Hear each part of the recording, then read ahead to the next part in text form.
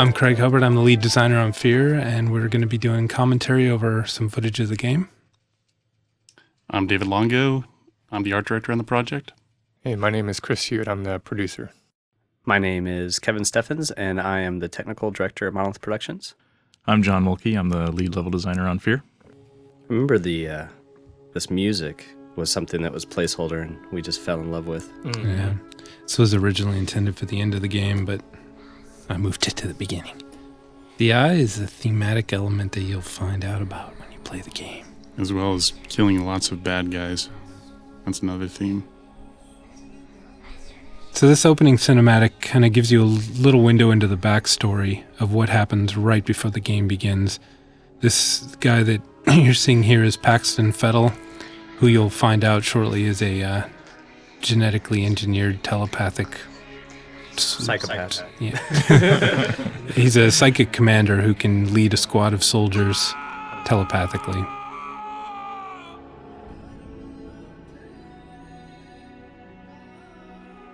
So his scream is sort of reverberating through this facility, and it awakens these clone soldiers.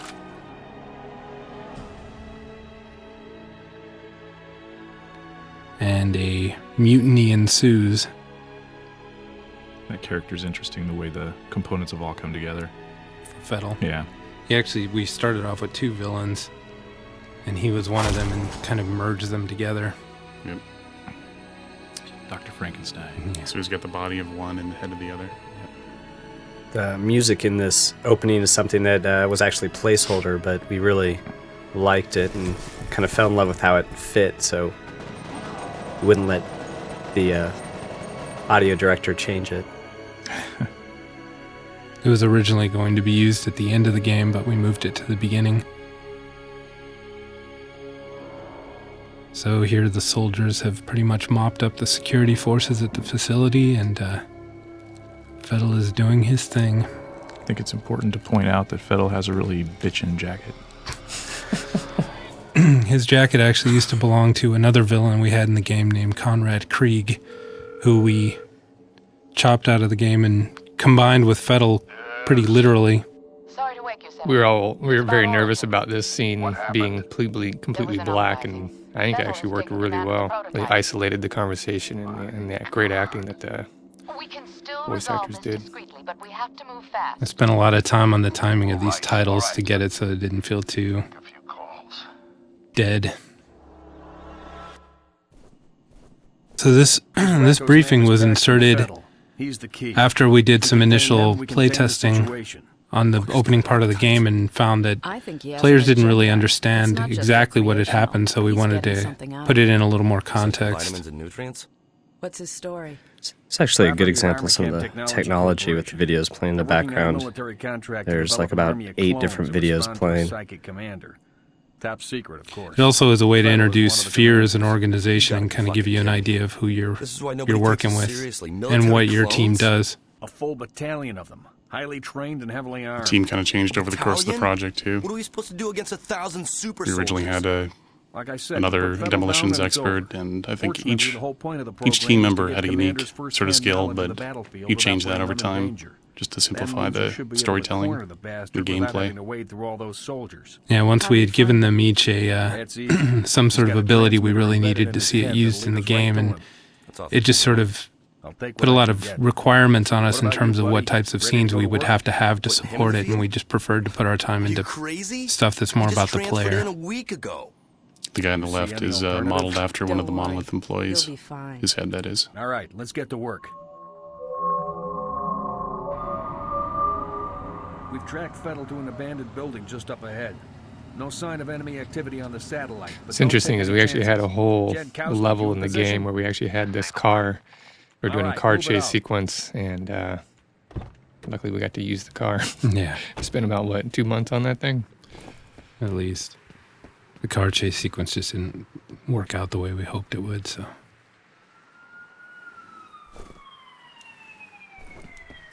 This area is an area that helps really present that big open city kind of concept. Trying not to throw you directly into a claustrophobic kind of dungeon crawl situation. We also wanted to introduce some of the gameplay concepts in a relatively low risk environment, so we use it as a mixture of a training level and also a means of establishing the mood of the game and some of the backstory.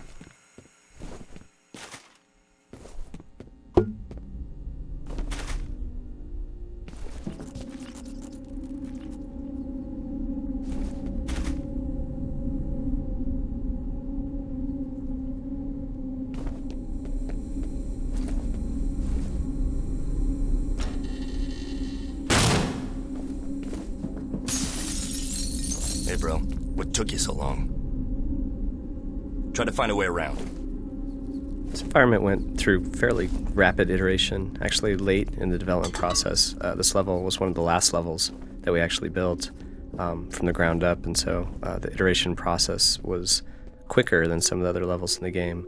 But luckily, we were at a position where we understood our technology and understood kind of the constraints, so it made it a lot easier for us to attack a level like this late. We also had a lot of content at this point that we could evaluate what type of environment we could build relatively rapidly, and also one that you wouldn't be seeing again for a while in the game, so avoid a feeling of repetition.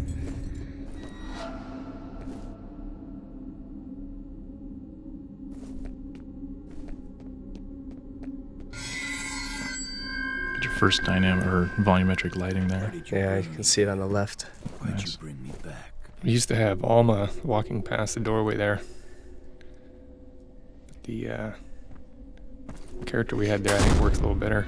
Yeah, it works a lot better with F.E.A.R, I think, this whole level. I really like that sequence of the door slamming in your face baby. for some reason. Yeah.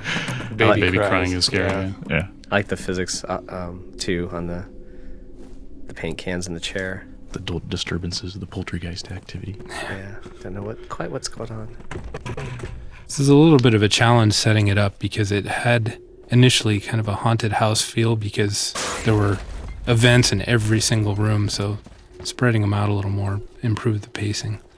Yeah. Yeah, You want to be careful. You know, it's easy to fall into that rhythm. Yeah, where it becomes predictable. Yeah. You walk in and you're expecting, okay, what's going to happen? Come on.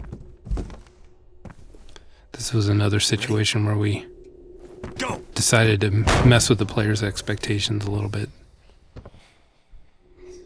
Yeah, we start to blur the lines here of what's real and what's not.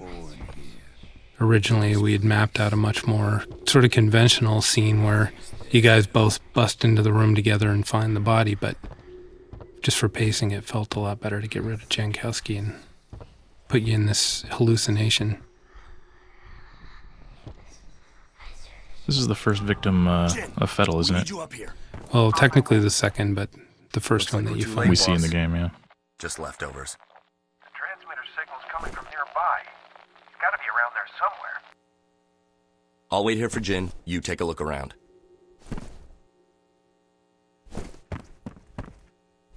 Get going.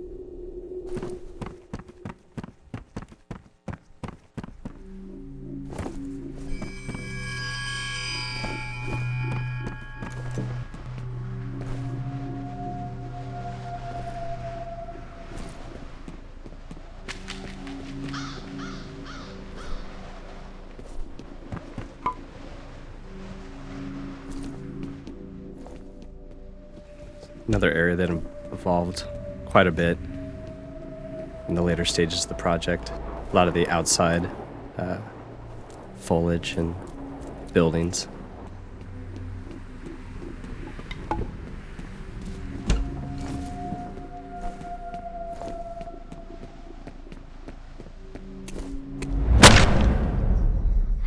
Ow. That's how we end every level. Smack you in the face with a board. The dead man's name was Marshall Disler. I remember him. But are the memories mine? Or hers? So this is actually another one of those examples of wanting to convey story information to the player, but wanting to keep it all as much in-game as possible. And if you leave the player in control, you run the risk that they're going to just run off and miss something important. So we came up with some devices for locking you into an area to give you some information. that would feel a little more contextual. We used to have Alma running past that window. That's right. We'll be ready.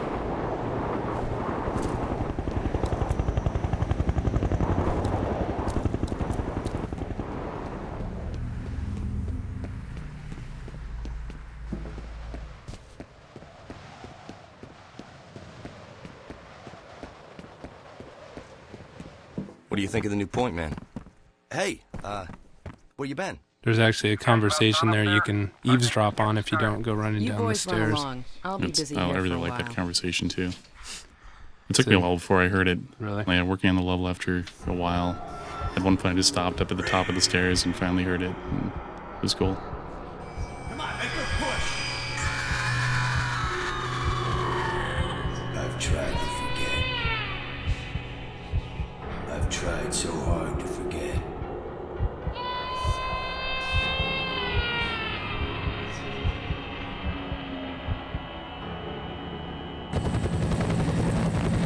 These men are special attachments to our unit for the duration of this op.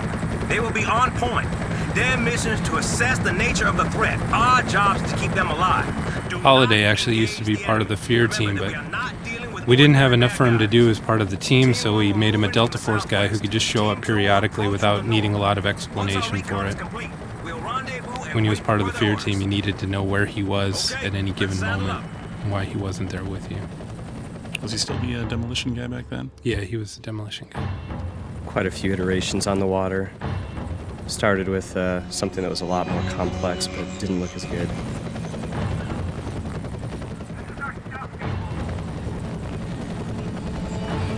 Thought it would be nice to let you actually come in on a helicopter and fast rope down as opposed to just watching the whole thing in a cutscene.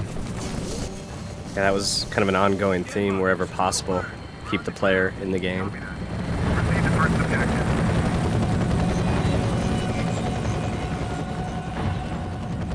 Since you're on point, see if you can get this gate open. I'd send one of my boys, but I think we need a specialist for this one. The sarcasm. Actually, I had to re-record the line to get a little more sarcasm in there. It didn't come across the first time. Goody. One of the playtesters was confused that he was waiting for the specialist to show up. Didn't realize that he was the specialist.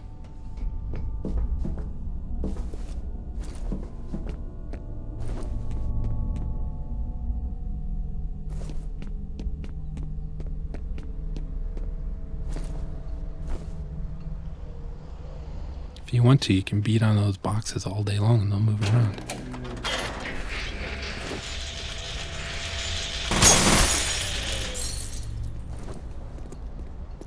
Good job. Head on back. What do you think the chance is they'll still be doing okay when you get down there? I'm sure everything will be fine.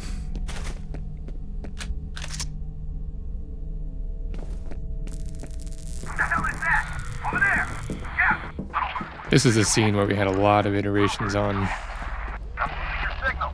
If you can hear me, rendezvous with Jankowski. Proceed. Rendezvous with Jankowski. I really like the vision that he ended up putting in there. It's kind of recycling some elements from the original E3 demo.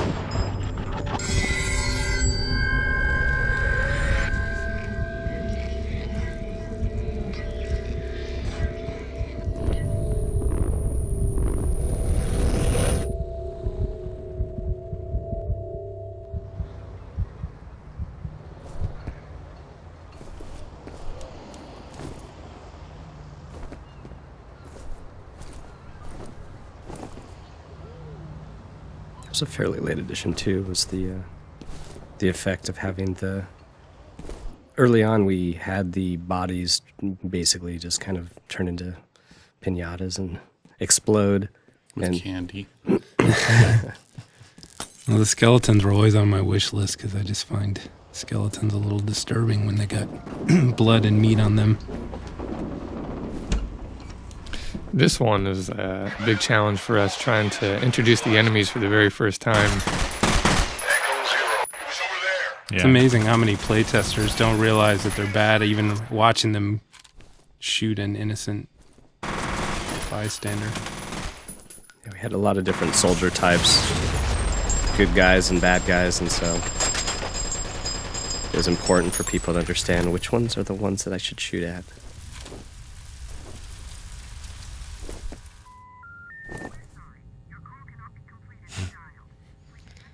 Always get a good response when showing that to people in that demo of the game. Just those little things add so much.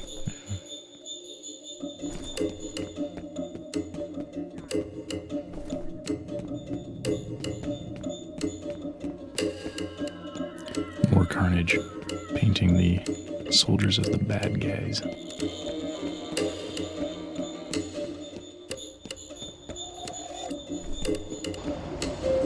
This actually used to be the first level in the game, but we didn't want to start off in a warehouse, so we moved to the second level. Just to extend the minutes to create. Seconds to create. Seconds. This is what we're introducing to back there, the breaking boards, some of the components that you'll need to understand as you move through the game, some of the simple puzzle elements, overcoming simple obstacles, that kind of thing. Melee combat. This was also a level, this area was set up to allow the player to get a kind of a jump on the AI. Yeah, wherever possible, we try to let the player initiate combat just to give you a sense of control and tactical decision making.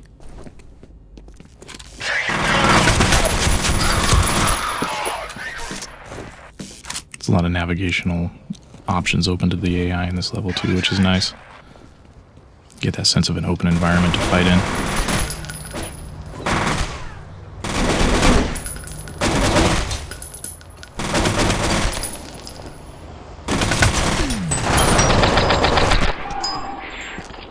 Yeah, melee was something we wanted to try early on. It was definitely kind of a component we felt fit really well into a close quarters combat experience, and so we fought pretty hard to keep it in, and at least let the play testers decide. It was a major engineering time sink putting that feature in. I think we had Russ working on just having the player body be able to be seen. It took about 3 months at least. Just with all the animation issues. Yeah, definitely added a lot of challenges on the 3D side. Yeah. I mean, the whole core of our game is obviously the shooting aspect, and when you fundamentally change that, it's a pretty big task. There he is! Squad, check in. Need backup now!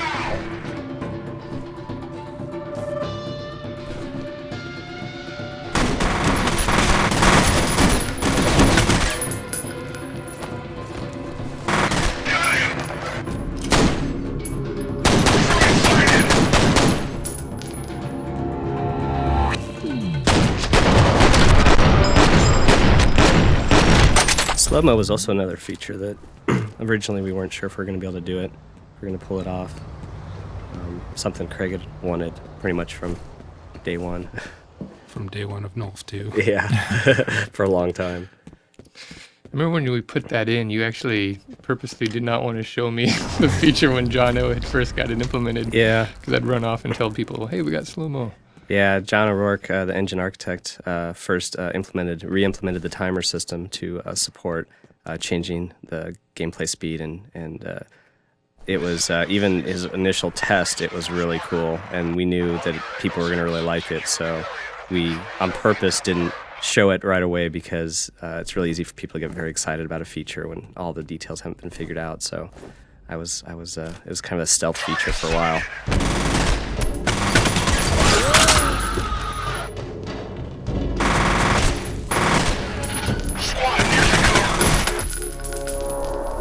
Oh, he was limping. Yeah. Damage levels.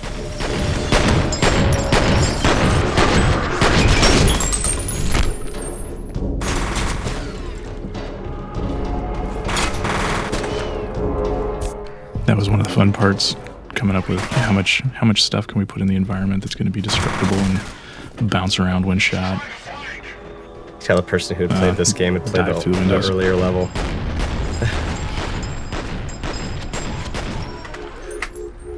They're looking for a med kit that we moved.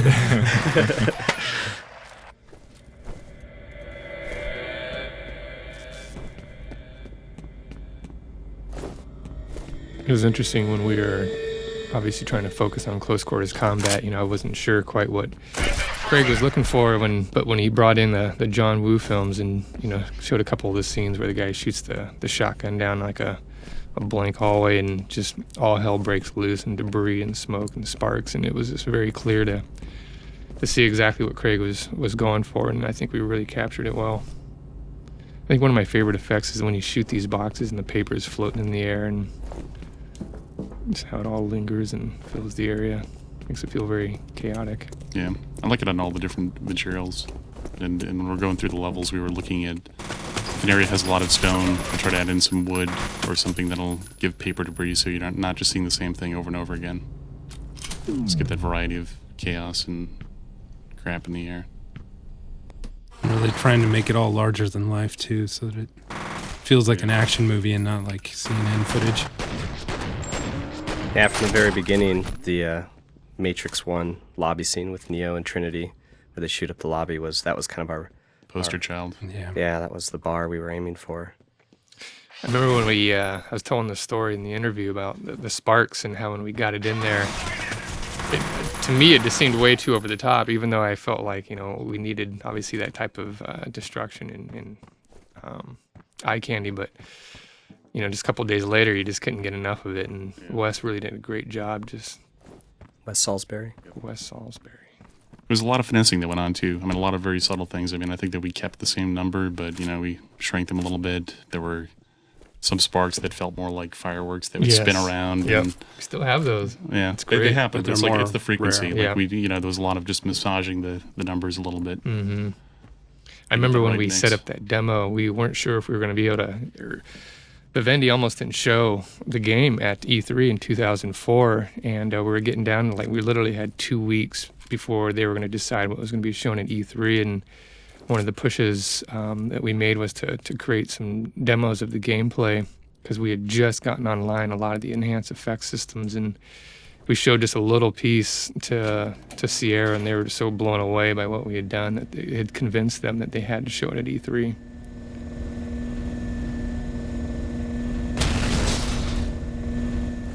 You had mentioned the effects and how quickly you become acclimated to it and you have those expectations.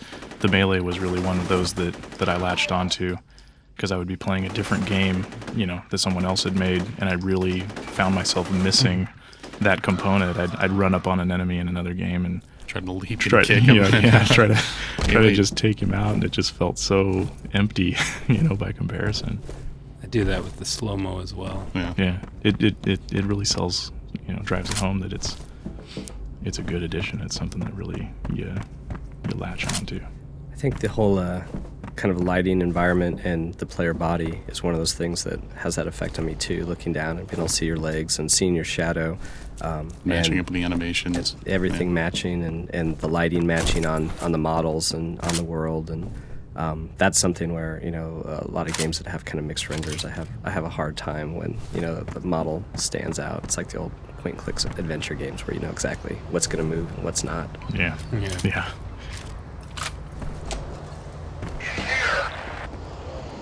Check the upper floor. Yes, sir. It's a good example of kind of a variety of combat animations. This is another one of those situations where, we built in a non-linear path here so that lots of opportunities for the combat, and it could just emerge in different ways depending upon what the player does. That was a big push. Left. Yeah, it was a big push. Keep it open-ended.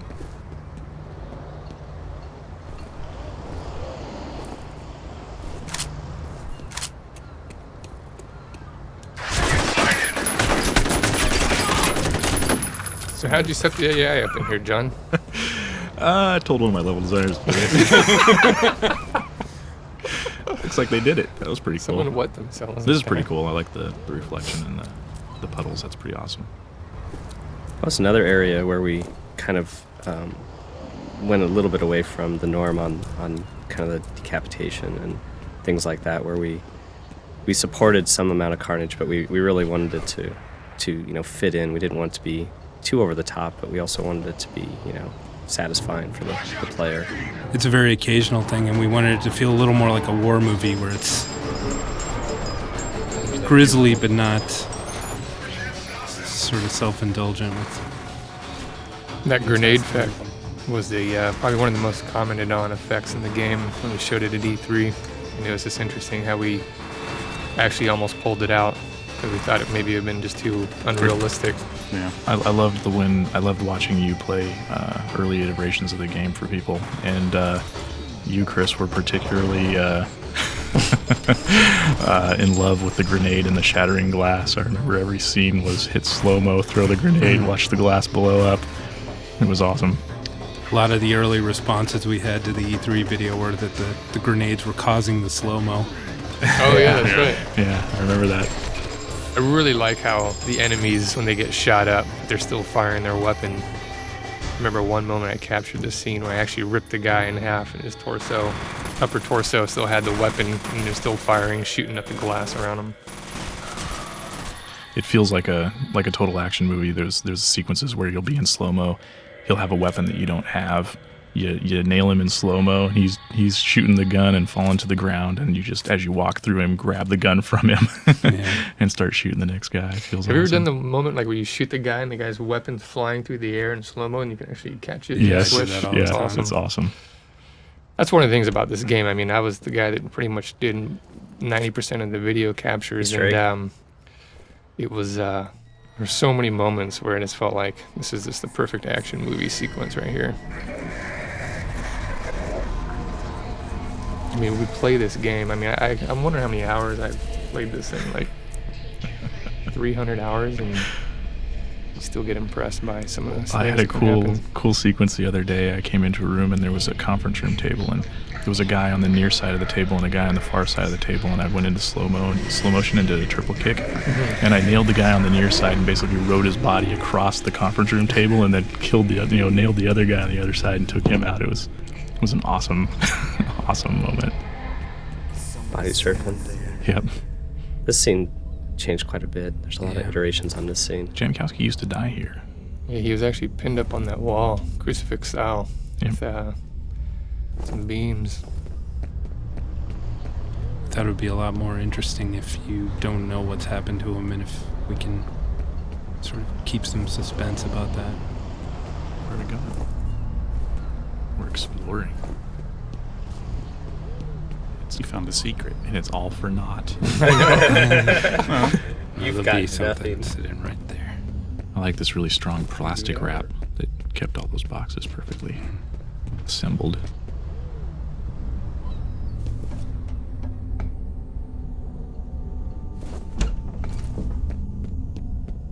So there used to be Prox mines down here that was supposedly laid down by Paxton Fettel as he's been escaping, but right before GDC, we decided to, based on some feedback we got, just to throw Alma in here and have her be the cause of the explosion. And it actually worked great because this was the end of the GDC demo, and at the beginning of the GDC demo, we had the fire and the eye, and it just really kind of closed off the demo really well. Yeah, these effects were, again, Wes Salisbury and Kevin Diedrich spent a lot of energy making these effects look, realistic, really. Had a few people actually at GDC 2005, European press, talking about how it's the best fire they'd seen in the game. He's alive. Should I call in a medevac? He doesn't appear to be injured. Jin's gone through a lot of although I don't know iterations how he too. survived. Yeah. She used to be a sniper, but in order for her to really be a sniper, she has to do some sniping, and we just didn't have opportunities in the game to really make that work. So she's got the padding on her forearms for being able to crawl down and to get a good stable position for sniping. The trigger finger is red. You're lucky to be alive. Thanks, chum. It's a guy I like to try to kill for some reason every time I play this level. He's just standing there. He's asking for it. Aren't they all? There is an interesting bug where when you're on the ground and Jin's talking to you, if you move the mouse, the soldier next to her, his head would shake because he was trying to watch you where you're looking. It was really funny. He could make him look like he had some kind of strange, sickness or something. I think for this game, dock workers are the new scientist. Yeah. These guys hate the dock workers. In there, yeah. Tormented by the bad guys. My people are right in the middle of it. I hear you. I wish I was calling the shots. Is it the same bad guys? Looks that way. I'm a little short on detail. I guess this ain't a covert op anymore. It was nice going to the system we used for this this project. We went to an actual metric system in our editor. So on previous projects, we had to spend a lot of time making scale standards to make sure the world was convincing. And on this one, we just bought all the designers' measuring tapes and said, there you go, now you've got your scale standard. It was nice.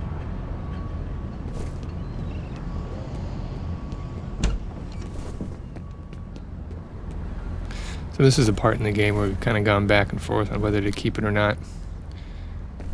Yeah, this was supposed to break up the combat with some kind of exploratory elements. Here's another one of our storytelling devices that we use, which is these phones where you can hear voicemail messages. Which are the phones we have here at Monolith. Yeah. Yeah, these phones are exactly like the ones on our desks. And actually the woman who does the voice acting for the voice message actually does that. She's a voice actress, but she also does voicemail voice acting, so she may be the actual voice of the people on our phone system. The lengths we go to for realism. Exactly.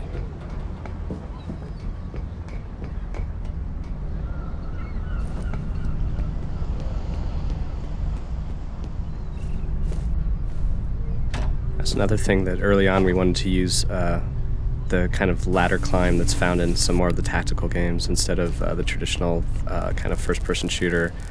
Just kind of, magically glue yourself up and down ladders, which was definitely a design decision that, maybe Craig wants to talk a little bit more about. Well, one of the things that it does is it makes you vulnerable on a ladder, so there's a little bit more tension involved in deciding to climb up to another level in a firefight, for example. It's a lot more advantageous to try and deal with the threat than... So the rats are running away from something. There can't be anything good down there. We actually had Alma here pull straight back into the darkness. Now we have her running across, which I think worked out really well. Yeah, the area definitely got iterated on multiple times, and I definitely think it ended up a lot better. Well, we ran into a problem with that original setup because players can adjust their gamma, and so you could see her disappearing and appearing, so... It's another case where the dynamic nature of PC games really requires you to be creative in how you solve problems. It's also another good example here of the lighting and shadowing that our technology supports to allow for you to see, Alma behind you and her shadow on the wall in front of you. There went a fresh shipment of bad guys. Echo 12, we have a possible intruder reported in your vicinity. We haven't seen anything. Roger. Keep your eyes open. It's another cool element is the buoyancy in the water. Having things float with the new physics system is pretty cool.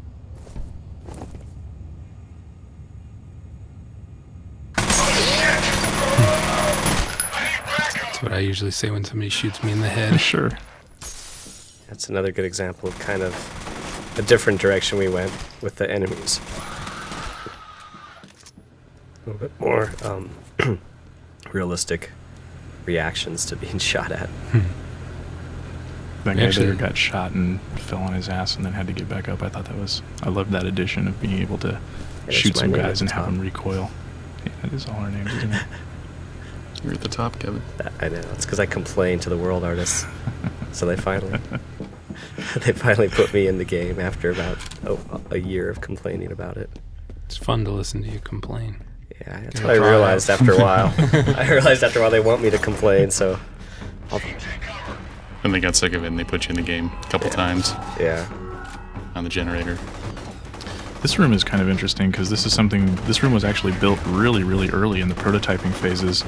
And we were putting down the combat sequences through here, putting them together, and ended up pulling this out of the archive and reworking it a little bit and dressing it up, and I think it works out pretty well for a combat scenario.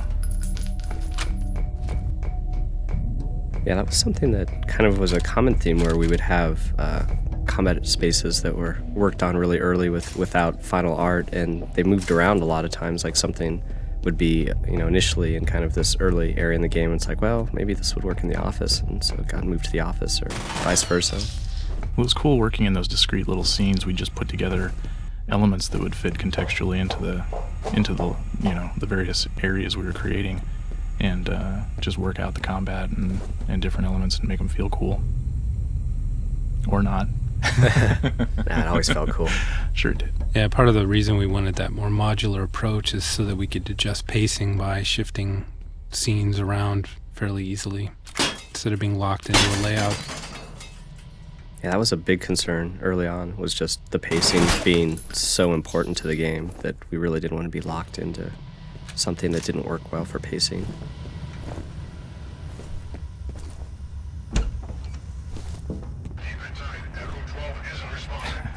This is one of those rooms where we thought it was pretty fun to fight here. We thought it was pretty cool. We had a lot of performance concerns for this space, and it ended up going through a lot of iterations. I think it turned out pretty nice, though. Well, actually, speaking of the modular approach, this is also a room that at various points you've entered from at least 3 different directions. That's true.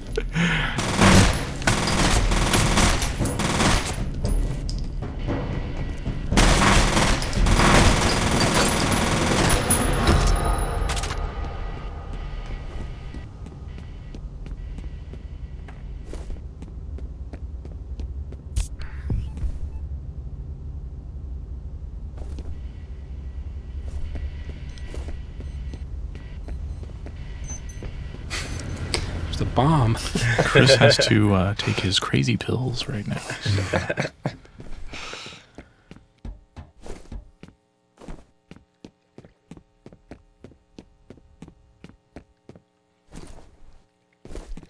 This is another one of those spaces that changed around so much. There used to be an alternate route into the space that ended up getting pulled out, and used to be a big combat scene here too. Yeah.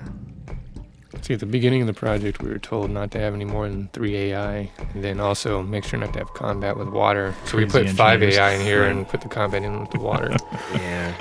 For any of you people out there that are thinking about becoming an engineer or an artist in a game company, pick artist, because you can kind of do whatever you want, and then the engineers have to clean up after you.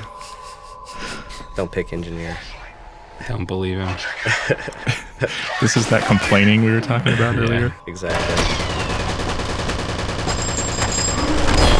It is interesting, though, how early on, kind of the constraints that we thought we were going to have to deal with, really, we kind of worked around, like, because early it was 3 AIs, it was, 3 lights.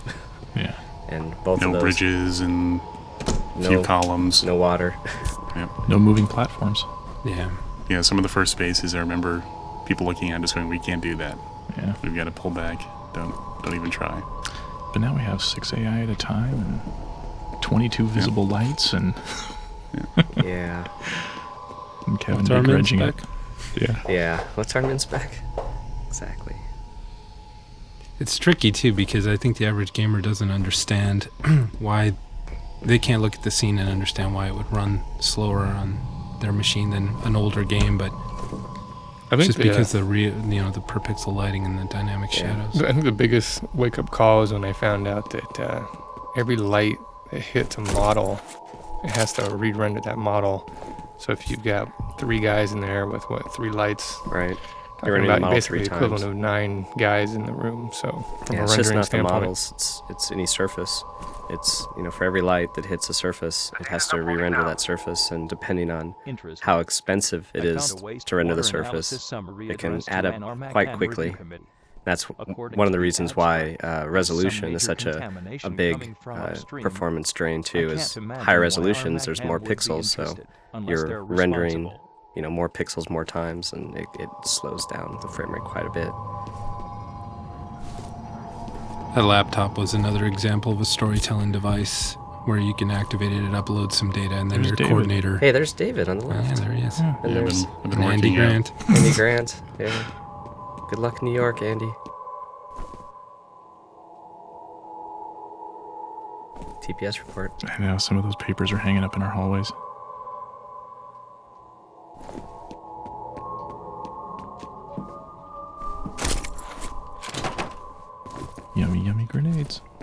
clock used to actually keep accurate time.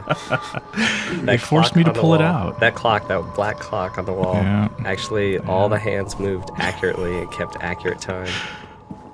The John Mulkey, the lead level designer, hooked it all up. Probably spent way too much time getting it to work. 2 minutes. And then us in engineering said, this is actually not good for performance, so could you please make it so it doesn't actually keep accurate time? It's going to keep this game from being AAA. You know that, don't you? See, we try hard, very hard to make everything as realistic as possible, but there's sometimes constraints. There's limits.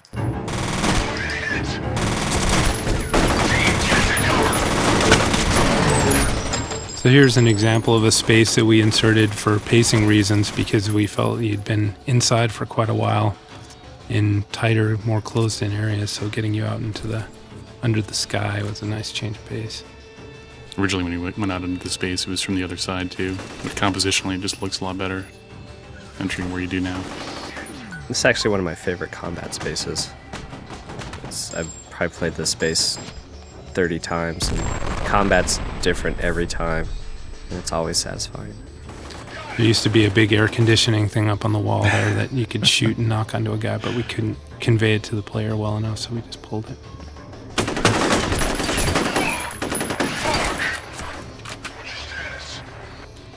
Dead.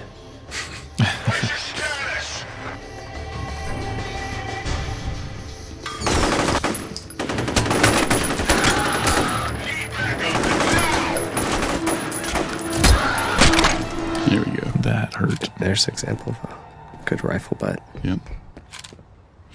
The body impact effects was something that I really liked. There was a lot of sequences early on where you'd shoot a guy and throw him off a balcony and he would fall to the floor below.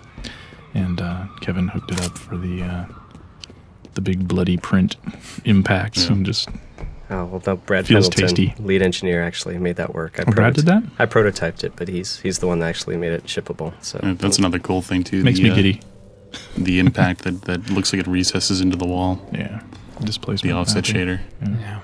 Yeah, the offset shader for a lot of the bricks, I really think pulls them out and makes them feel real, and the offset shader for the impact marks definitely adds a ton. This is another one of those spaces that originally you actually came into this from the far side of the room, swimming through an underground tunnel to enter a facility. And this is something that just through reworking the layouts and making the game work with the story, it changed around quite a bit. It's a good example of our water technology, which allows for accurate reflections on the surface, and also you notice that the surface is being displaced as you move through it. So that was something that we spent a fair amount of time on, and it's used in a few places in the game.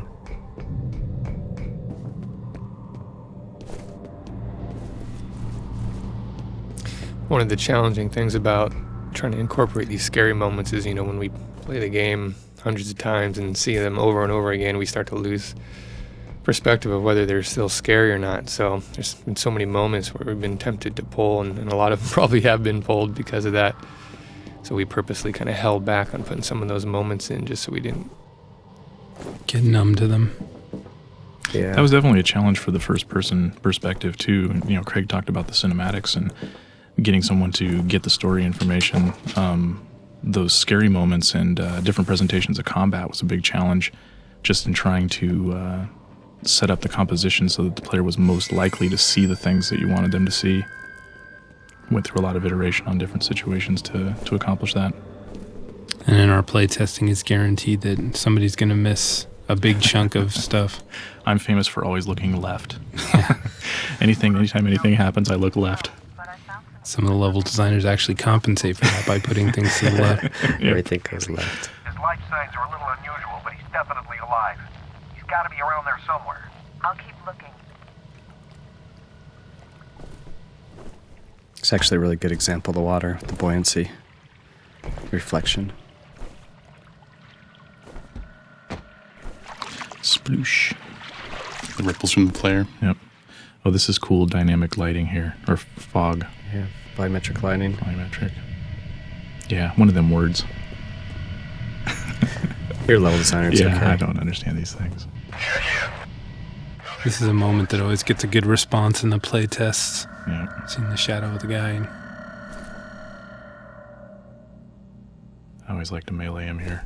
yeah. Yeah, everybody always approaches this guy differently. I like the shotgun through the window Yeah. in slow-mo. I like the slide kick. Yeah. Just to make sure. The jump kick's actually a good one. Yeah. I do the roundhouse there. Double guns.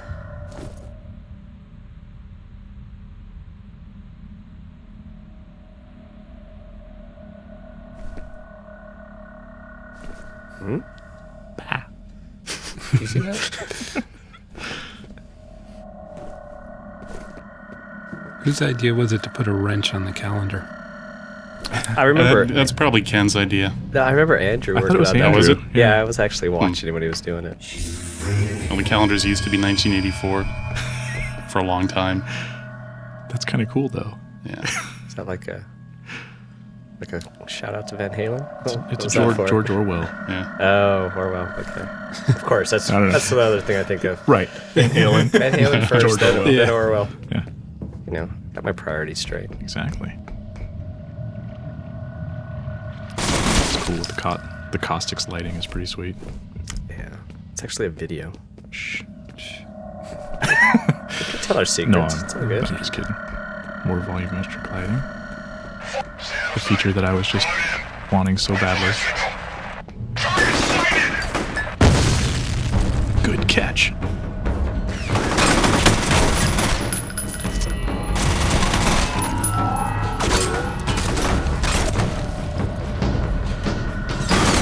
This space actually went through quite a few revisions too. Yep. Originally there was a pool down there, but combat and water again. Yeah. They don't mix. Yeah. Oh, yikes.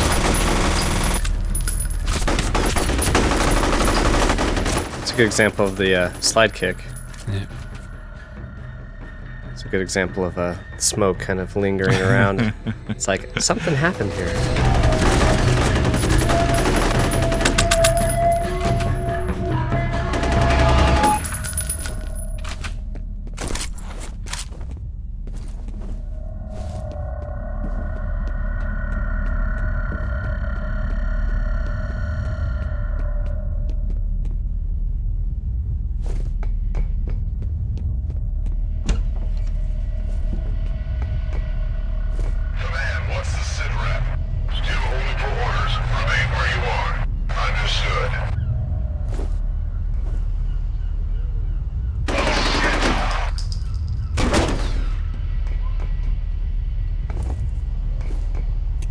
This is definitely one of the biggest tactical challenges for the player up till this point in the game.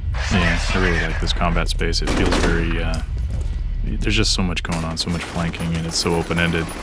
A lot of people have said that it feels, it has a multiplayer feel to it. Yeah.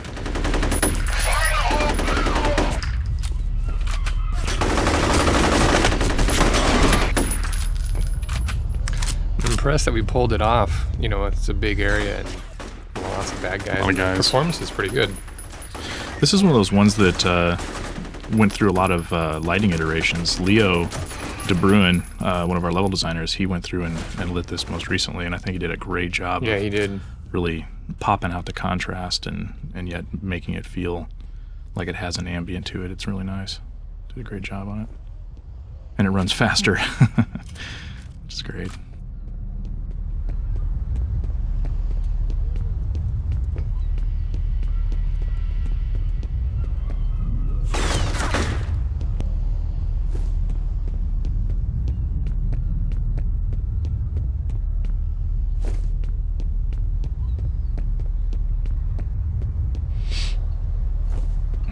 Little cat and mouse going on.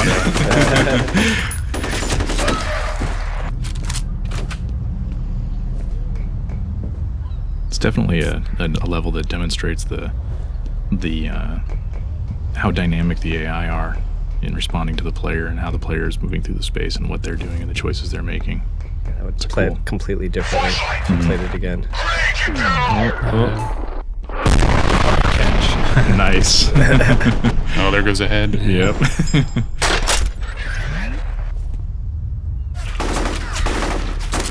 That's a shotgun. Yeah, take the shotgun. Yeah.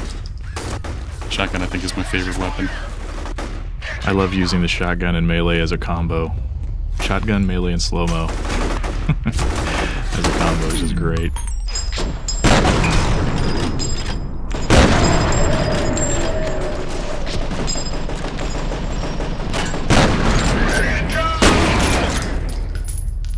One of the things I'm happiest about is that instead of ragdoll physics, we have stuntman physics.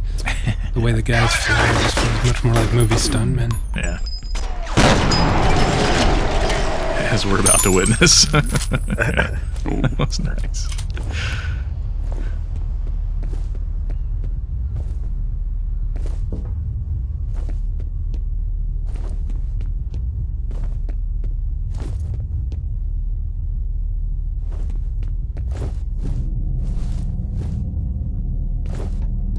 According to police, an explosion that leveled a dockside warehouse this evening was most radio. likely the result of an industrial accident.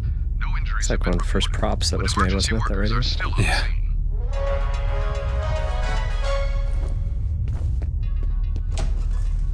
I like this this puzzle here where you turn on the water. It's actually a good example of a sound feature that Terry Jones, our audio engineer, implemented that is allows you to string a sound along kind of a, instead of being around a radius, it's actually following the pipe. So as you move down the pipe, you can hear the water the whole time, but you don't hear it in here. Yeah, still got the positional. Yeah, which is cool. Which is, you know, very realistic.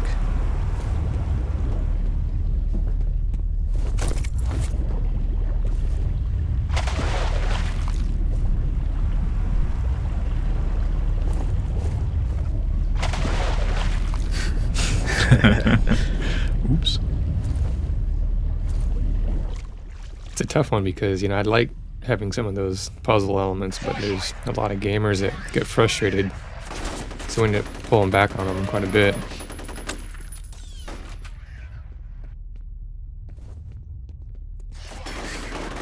This is a good combat space as well. This is one of my favorites.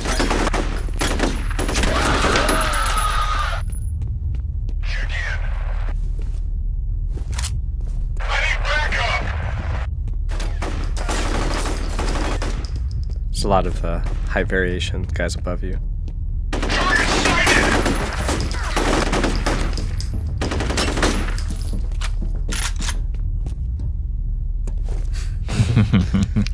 He's retreating. Nice. This area was actually one of the first combat prototype areas we built. Nasty. Oh, nice. Yeah, this is the area where we did the first demo that got us into E3 2004. And we actually used it in the E3 demo 2005, which is pretty funny. It's still one of my favorite combat spaces in the game. Yeah, first screenshot. Yeah, Yeah. right here. That's a good The story. infamous, yeah.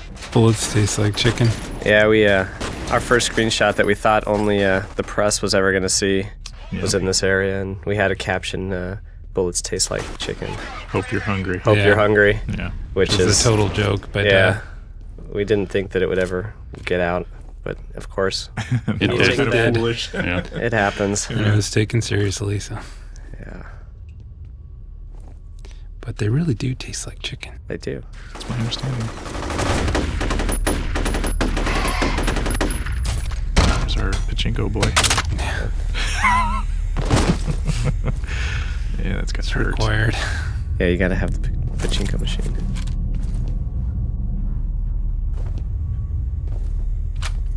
It's too quiet. Don't trust it.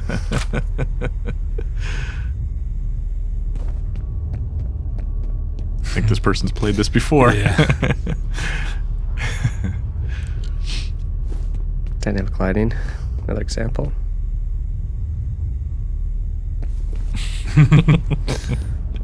He doesn't. Some trepidation. He's just working his way up to it. What's he worried about? So one of our goals in the game is each time we introduce a new element, a new character, a new enemy, we wanted to try and make it dramatic, memorable. So you'll see an illustration of that with the heavy armor. The situation right here really just highlights the whole core concept behind the game. Just full-on action movie action. Except for that part.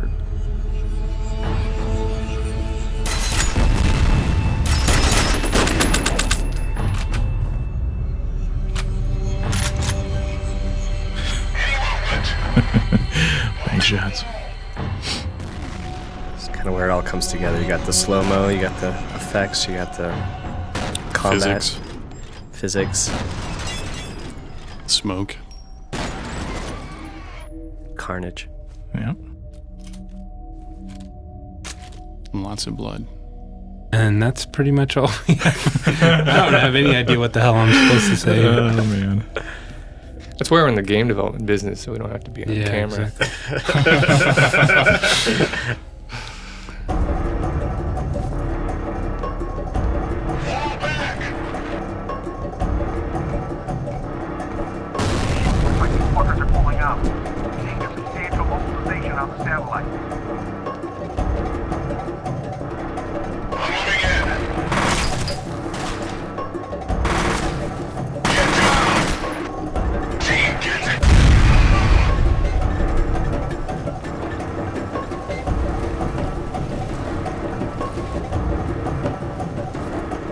I think this is the first introduction to those loose gas pipes that you can blow up and use against the enemy.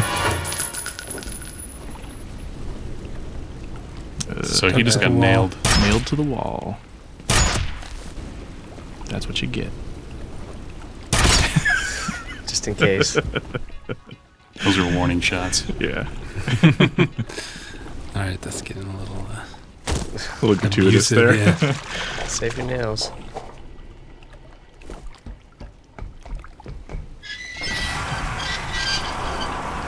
This area always reminds me of the the process that we use to build a lot of these spaces, but it's just to start off with a completely simplistic environment, totally gray materials on the walls, just to get the feel of the space and of how the game mechanics would work within it, and then to go back and detail it up.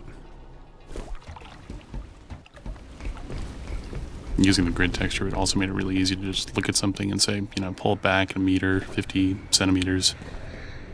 I think that was really, it was a great thing to work that way. You didn't get caught up in the details. You were able to just concentrate on the composition and what the play was going to be. This used to be a much longer cinematic, but I just distilled it down to this little snippet of the interrogation. Kind of an ongoing theme throughout the game, trying to kind of leave more to the player's imagination than spell it out for them.